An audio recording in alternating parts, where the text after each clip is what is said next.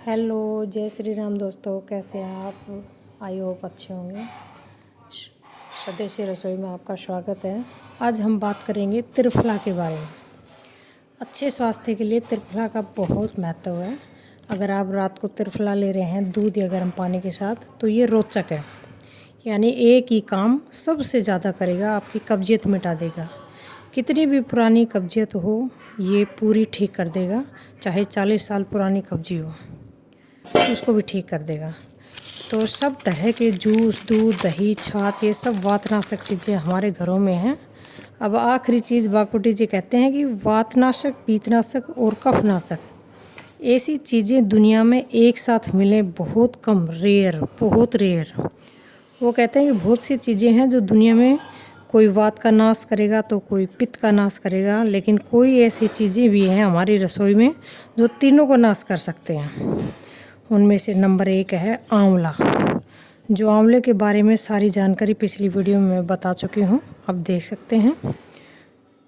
Number 2 पर है हरड़े और तीसरा है बहेड़ा। ये तीनों मिला के बनता है त्रिफला। तो ये जो त्रिफला है ना, बाकुटी जी इसकी इतनी प्रशंसा करते हैं कि खाली त्रिफला पर ही उनके 120 से ज़्यादा सूत्र हैं। 120 से ज़्यादा।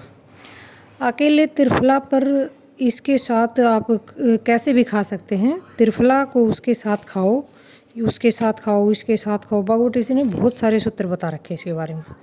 वो कहते हैं कि ये जो त्रिफला है ना, उस पर सबसे ज़्यादा अगर अच्छा फल है तो आंवला है, फिर बहेड़ा, फिर हरड़े। ये सबसे दुनिया से अद्भुत चीज़ है। लेकिन इसकी मात्रा के बारे में उन्होंने जो कहा है वो ध्यान रखिएगा। ज़्यादातर लोग त्रिफला इस्तेमाल करते हैं, लेकिन इसकी मात्रा में कैसे लें, कितना लें, ये जानकारी आपको इस वीडियो के माध्यम से हम बताएंगे। हम क्या करते हैं कि बहेड़ा, हरड़े और आंवला तीनों को मिलाकर बराबर मात्रा में बनाते हैं। कहते हैं कि ये इतना उपयोगी नहीं है और हमने करके भी देखा है। अगर त्रिफला बनाना है तो हरड़े लेना 100 ग्राम, ध्यान से सुनिए ये वीडियो। हरड़े लेना 100 ग्राम, बहेड़ा लेना 200 ग्राम और आंवला लेना 300 ग्राम।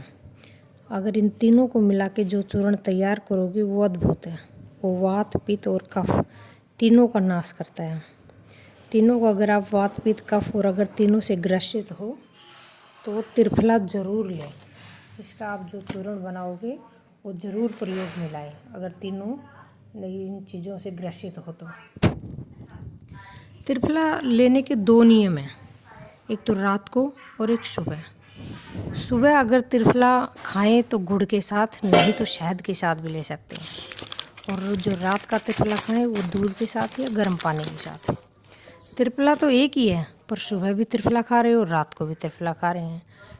लेकिन बाकुटी जी कहते हैं कि असर दोनों का अलग अलग है। रात को जो आप त्रिफला खाएंगे ना, वो दूध के साथ या गर्म पानी के साथ। ये त्रिफला रोचक है।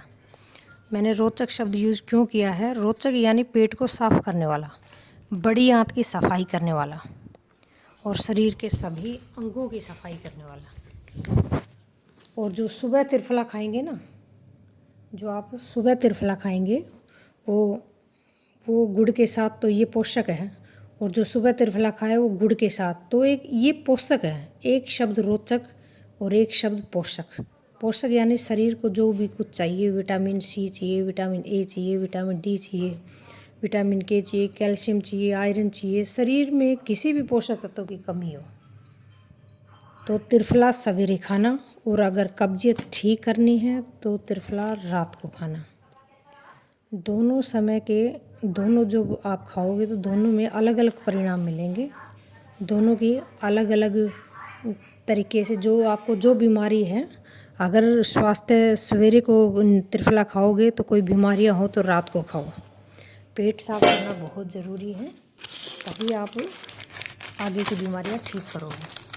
तो ध्यान रहे, त्रिफला लेने का जो मैंने तरीका बताया है आप ऐसे ही लेंगे। और कोई भी, बाकुटी जी कहते हैं कोई भी आयुर्वेदिक दवाई खाते हैं तो आप 3 महीने से ज़्यादा ना खाएं, उसमें आप ज़रूर गैप रखें, चाहे कोई भी हो। लेकिन त्रिफला का तो रामबाण औषधि है और हमने दोस्तों बहुत बार इसको काफ़ी टाइम से यूज़ कर रहे हैं। मैंने पहले भी बताया था, अगर मैं जो भी वीडियो बना रही हूँ तो पहले हम प्रयोग करते हैं इसका, फिर इसके ऊपर